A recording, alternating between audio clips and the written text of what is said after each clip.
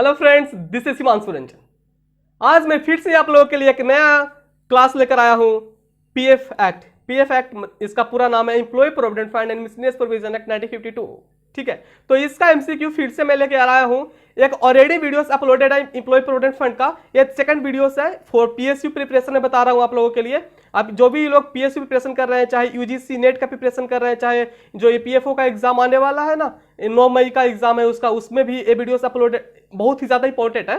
ठीक है, और जो भी कॉम्पिटेटिव एग्जाम है, चाहे यूजीसी नेट का भी जो भी लोग प्रिपरेशन कर रहे हैं, उनके लिए भी ये वीडियोस बहुत ही ज्यादा इंपॉर्टेंट है, क्योंकि पीएफ जो employ provident fund and miscellaneous provision 1952 ये जो चैप्टर है बहुत ही ज्यादा इंपॉर्टेंट है, क्योंकि ये डे टू डे रिलेटेड चीज में आता है। तो कोई भी एग्जाम आप दीजिएगा, इससे क्वेश्चन जरूर आएगा, तो आप प्लीज इस चैप्टर को मिस ना करें। हर एक एग्जाम, आप जो भी एग्जाम देते हैं कॉम्पिटेटिव एग्जाम, उसमें एक क्वेश्चन आता ही आता है। ठीक है फ्रेंड्स, और मैं बता दूं आपको इन्फॉर्मेशन के लिए, मेरे यूट्यूब चैनल पे already bonus act, gratuity act, employ provident fund miscellaneous provision act already एक वीडियो अपलोडेड है, और ये भी वीडियो आज अपलोड करूंगा। मतलब अपलोड नहीं करूंगा, मतलब आपके साथ ही अभी स्टार्ट करूंगा आपके लिए। ठीक है, उसके बाद मैं बता दूं wages act, minimum wages act और एम्प्लॉय स्टेट इंश्योरेंस एक्ट, और फिर कॉन्ट्रैक्टेड एंड कंपनी लॉ से रिलेटेड बहुत सारे एमसीक्यू क्वेश्चंस मेरे यूट्यूब चैनल पे अपलोडेड है। आप प्लीज मेरे प्लेलिस्ट को एक बार जाके विजिट करिए, वहां से आपको हर एक एमसीक्यू मिल जाएगा, और मैं एमसीक्यू के साथ साथ आपके टोटल प्रोविजन भी मैं डिस्कस करता हूं। ठीक है फ्रेंड्स, और आप मुझे अगर फॉलो करना चाहते हैं तो मेरे आईडी मतलब कि मेरा फेसबुक पे आप फॉलो करना चाहते हैं तो मेरे डिस्क्रिप्शन में दिया हुआ है, इंस्टाग्राम पे भी आप फॉलो करना चाहते हैं तो मेरा डिस्क्रिप्शन के वीडियो में दिया हुआ है, आप वहां से मेरे को फॉलो कर सकते हैं। अगर कोई क्वेरी होगा तो मैं आपको रिप्लाई जरूर दूंगा। तो चलिए आगे वीडियो को स्टार्ट करते हैं। चलिए आगे डिस्कस करते हैं। Employ provident fund and miscellaneous provision act 1952 का एमसीक्यू डिस्कस कर रहे हैं। क्वेश्चन नंबर 1 देखिए। क्वेश्चन नंबर 1 है, which one of the following will not include in the definition of wages. इसमें ये जो 4 ऑप्शंस है, इसमें पूछ रहा है आपको कि कौन है जो बेसिक वेजेस के अंदर नहीं आता है। ठीक है, तो मैं बता दूं आपको, जो बेसिक वेजेस है वो section 2 clause b of the employ provident fund and miscellaneous provision act 1952 में डिफाइन है।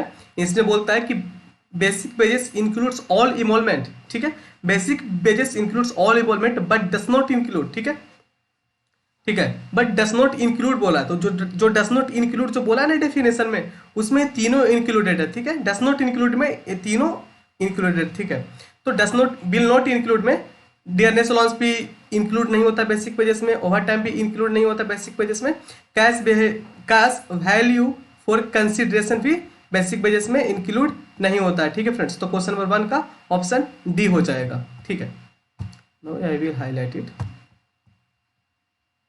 तो इसका ऑप्शन डी हो जाएगा, ऑल ऑफ द एबव। ठीक है, next moving to question number 2। Question number 2 बोलता है the contribution of employer to insurance fund.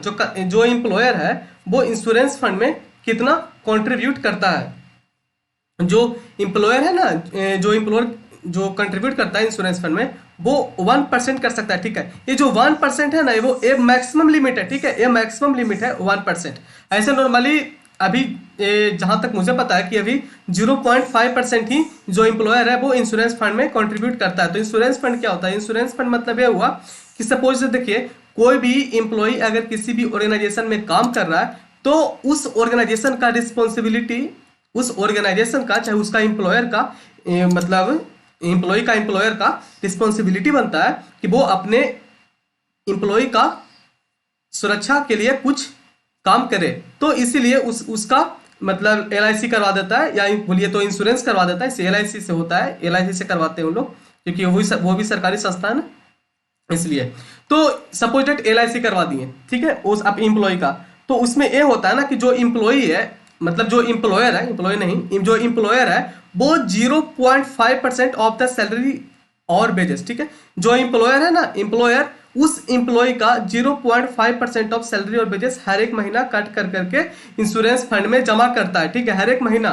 ठीक है, और सपोज डेट कोई कंटिजेंसी अगर हो जाता है किसी भी एम्प्लॉय के साथ during working hours in A factory या ऑर्गेनाइजेशन में, तो फिर क्या होता है ना, कोई भी सपोज डेट कोई एम्प्लॉय डेथ हो गया, तो उस एम्प्लॉय के जिसका डेथ हो गया, तो डेथ हो गया ना काम करते हुए उस ऑर्गेनाइजेशन में, तो फिर उस समय उस एम्प्लॉय को कम से कम जितना जो इंप्लॉयर जमा किया था ना उसके बदले 0.5% of salary and wages every month, उतना कम से कम, नहीं तो फिर 1,20,000 व्हिच एवर इज हायर। ठीक है, जितना अमाउंट हुआ जमा कर करके, जितना इंश्योरेंस कंपनी के पास हुआ था जमा करके, और 1,20,000 व्हिच एवर इज हायर एक एम्प्लॉय को मिलता है at the time of death.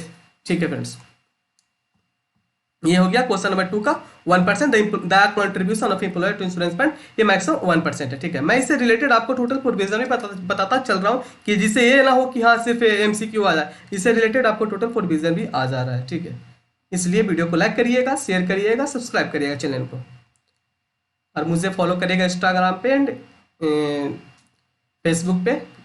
मैं कोई क्वेरी होगा तो मैं वहां से आपको रिप्लाई करूंगा। ठीक है फ्रेंड्स, चलिए क्वेश्चन नंबर 3 देखते हैं। Question number 3, contribution of 10% to PF is applicable to. ये जो कॉन्ट्रीब्यूशन है ना पीएफ पे का, जो 10%, वो कहाँ कहाँ लगता है? जैसे देखिए, अभी आपको पता है कि जो पीएफ का रेट है वो 12% है। ठीक है, पीएफ का रेट अभी 12% है, बट मैं बता दूं आपको, ये जो मिनिमम रेट है, ये जो 10% है ना, मिनिमम रेट है। पीएफ 10% से लेकर के 12% तक एक एम्प्लॉयर दे सकता है, 10% से लेकर के 12% तक, बट अभी जो मार्केट में चल रहा है वो 12% चल रहा है, मतलब गवर्नमेंट बोल रहा है 12% अभी देने को। ठीक है, अभी गवर्नमेंट बोले 12% देने को, बट कुछ ऐसा कंपनी या कुछ ऑर्गेनाइजेशन को ले लीजिए, वहां पे गवर्नमेंट सिर्फ 10% भी देता है अगर एम्प्लॉयर, तो भी काम चल जाता है। ठीक है, तो 10% कहाँ कहाँ पीएफ काटता है एम्प्लॉय का सैलरी से भी, उतना ही अमाउंट एम्प्लॉयर भी देता है, वो मैं आगे जाके बताऊंगा आपको कैसा होता है। ठीक है, अभी इतना ही समझिए, एम्प्लॉयर भी 10% अपने पॉकेट से एम्प्लॉय के खाता में जमा करता है। ठीक है, प्रोविडेंट फंड खाता में, ईपीएफओ के अंदर। ठीक है, तो contribution of 10% to PF is applicable to any establishment in which less than 20 employees are employed. ठीक है, जहां पे भी 20 या 20 से कम एम्प्लॉय काम करते हैं किसी भी संस्था या ऑर्गेनाइजेशन में, तो वहां पे 10% पीएफ लगेगा।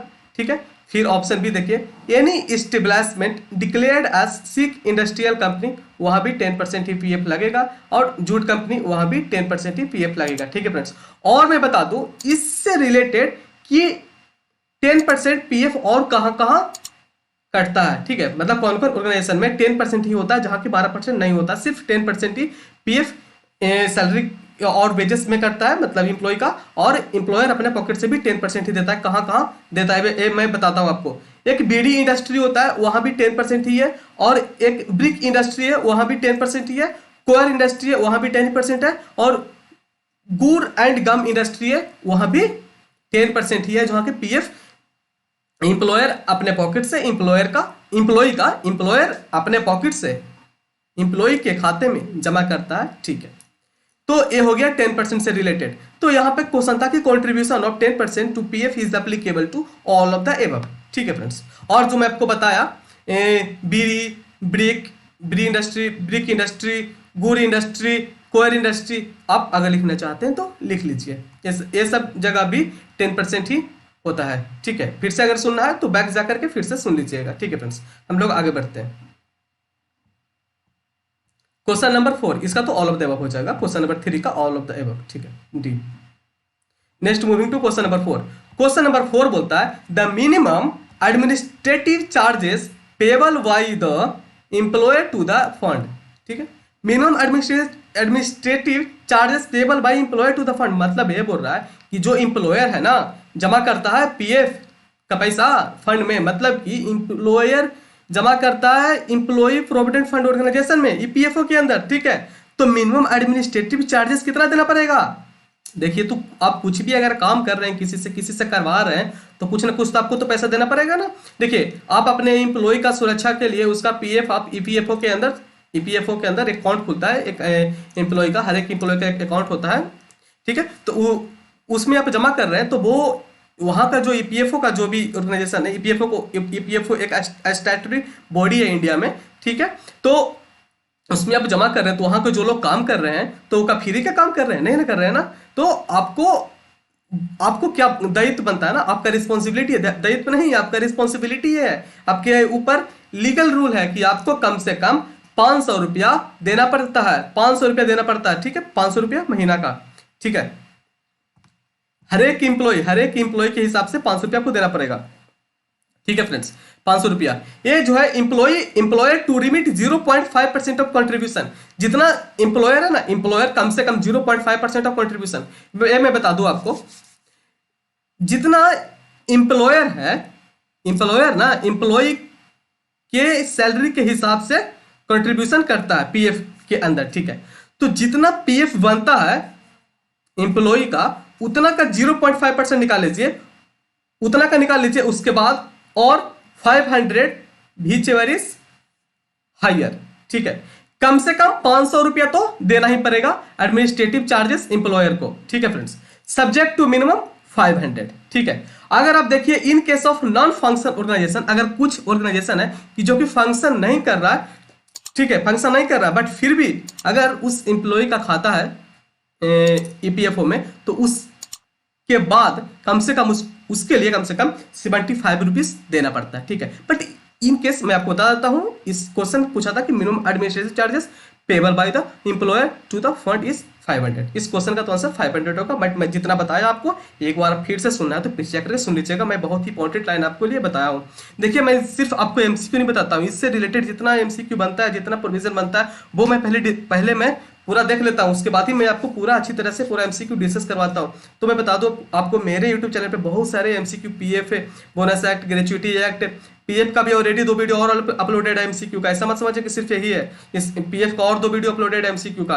फिर बोनस एक्ट का एम्प्लॉय कौन है ना, EIS employee state insurance act, फिर ग्रेचुइटी एक्ट, बोनस एक्ट और भी वेजेस एक्ट, तो सभी का एमसीक्यू वीडियोस मेरे यूट्यूब चैनल पे अपलोडेड है। आप एक बार जाकर विजिट करिए, आप देखिए, अच्छा लगेगा तो प्लीज वीडियो को लाइक मार दीजिएगा, इतना ही चाहिए। चलिए आगे बढ़ते हैं। क्वेश्चन नंबर 4 हो गया, क्वेश्चन नंबर 5 देखते हैं। क्वेश्चन नंबर 5 बोलता है the maximum penalty recoverable from the employer who makes the default in payment of any contribution. Maximum penalty कितना देना पड़ेगा एक एम्प्लॉयर को? The maximum penalty recoverable from the employer who makes default in payment of contribution of fund. Maximum penalty 25% देना पड़ेगा employer को, अगर वो एम्प्लॉय के खाते में जमा नहीं करता है तो, ठीक है, 25% देना पड़ेगा एम्प्लॉयर को पेनल्टी। क्वेश्चन नंबर 5 का 25% डी हो गया, ठीक है friends. Next moving to question number 6। Question number 6 बोलता है withdrawal from PF may be allowed for, withdrawal from PF may be allowed for, इसका आंसर होगा for the purchase of dwelling places, ठीक है, for the purchase of dwelling places. ये आप जाइएगा statement में तो आपको मिल जाएगा, 3-4 आइटम दिया हुआ है, वहां से आप पीएफ को विड्रॉ कर सकते हैं, ठीक है। विड्रॉल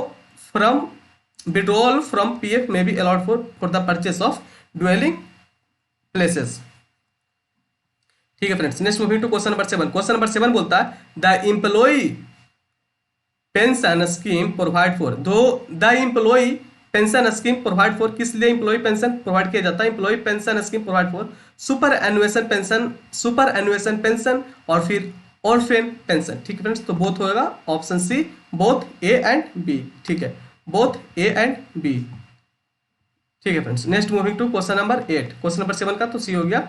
नेक्स्ट हम लोग मूव करते हैं क्वेश्चन नंबर 8 में। क्वेश्चन नंबर 8 बोलता है contribution of the employer to employee pension scheme is, contribution of the employer to employee pension scheme is 8.33%, ठीक है। ये जो एम्प्लॉयर है ना, वो एम्प्लॉय का पेंशन स्कीम में 8.33% कंट्रीब्यूट करता है, ठीक है friends.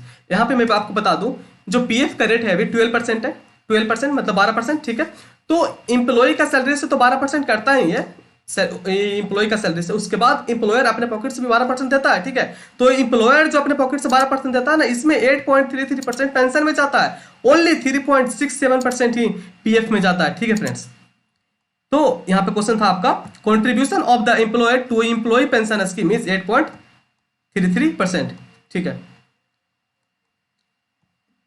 Next moving to question number 9। Question number 9 बोलता है the following cannot be nominated for the purpose of EPF act. इसमें से ये 4 ऑप्शन में कौन है जो ईपीएफ एक्ट है ना, ईपीएफ एक्ट, इसमें नॉमिनी नहीं बन सकता है? तो ये है son of deceased son who have attained majority, वो अभी अटेंड नहीं, मतलब मेजोरिटी भी नहीं हुआ है, मेजोरिटी हो जाएगा ना उसके बाद बन सकता है, बट अभी मेजोरिटी नहीं हुआ है, ठीक है। तो ये नहीं बन सकता है। क्वेश्चन नंबर 9 का ऑप्शन बी। क्वेश्चन नंबर 10 देखते हैं, लास्ट क्वेश्चन है, क्वेश्चन नंबर 10 इस वीडियो का। क्वेश्चन नंबर 10 बोलता है, while filing appeal to EPF appellate tribunal, the employer has to deposit, employer deposit कितना करेगा कम से कम of the amount due from him, इसको कम से कम 75% जमा करना पड़ता है, ठीक है, इसको कम से कम 75% जमा करना पड़ता है। ये मैं बता दूं आपको, जो एम्प्लॉयर है ना, एम्प्लॉयर और एम्प्लॉय ये दोनों के बीच में अगर झगड़ा हो गया, ठीक है, तो फिर अगर एम्प्लॉयर चाहता है कि मैं अपर मतलब कोर्ट में जाऊं, तो while filing appeal to EPF appellate tribunal, मतलब कोर्ट में अगर जाना चाहता है एम्प्लॉयर एम्प्लॉय के लिए, तो पहले कोर्ट बोलेगा एम्प्लॉयर को कि पहले तुम कम से कम 75% ऑफ द डिस्प्यूटेड अमाउंट जमा करो, उसके बाद ही तुम्हारा केस को यहाँ पे रजिस्टर्ड किया जाएगा, ठीक है फ्रेंड्स। तो क्वेश्चन क्या बोलता है, while filing an appeal to EPF appellate tribunal the employer has to deposit at least 75% of the amount due from him. ठीक है फ्रेंड्स, तो ये हो गया वीडियो आज का। ऐसे ही पीएफ का 2 वीडियोस और अपलोडेड है, बोनस एक्ट का भी अपलोडेड है, ग्रेचुइटी एक्ट का भी अपलोडेड है, एम्प्लॉय स्टेट इंश्योरेंस एक्ट का भी अपलोडेड है, वेजेस एक्ट का भी, मिनिमम वेजेस एक्ट का भी अपलोडेड है। तो लेबर लॉ का बहुत सारे क्वेश्चंस अपलोडेड है, एमसीक्यूज, एंड फिर मैं बता दूं आपको कंपनी लॉ का भी एमसीक्यू अपलोडेड है, एंड फिर क्या बोलता है जो भी कॉन्ट्रैक्ट एक्ट है, तो बहुत सारे अपलोडेड है। मेरे प्लेलिस्ट को जाकर एक बार जरूर जाकर विजिट करिए। अगर अच्छा लगा तो वीडियो को लाइक कर मारिए और शेयर करिए, जैसे भी शेयर करिए, व्हाट्सएप से करिए, चाहे फेसबुक से करिए, चाहे इंस्टाग्राम से करिए, बट करिए, ठीक है फ्रेंड्स। आओ मैं बता दूं शेयर कैसे करना है। फेसबुक पे शेयर करिए, पोस्ट कर दीजिए, व्हाट्सएप पे स्टेटस मार दिए, इंस्टाग्राम पे करिए, बट करिए, क्योंकि मोटिवेशन मिलेगा मुझे। ये सब करने से जितना व्यूज जाएगा उतना मैं वीडियो आप लोग के लिए रिकॉर्ड करके मैं अपने यूट्यूब चैनल पे डालूंगा। चलिए तो मिलते हैं अगले वीडियो में। Please like my video, share with your friends, and most important please subscribe my channel. Thank you.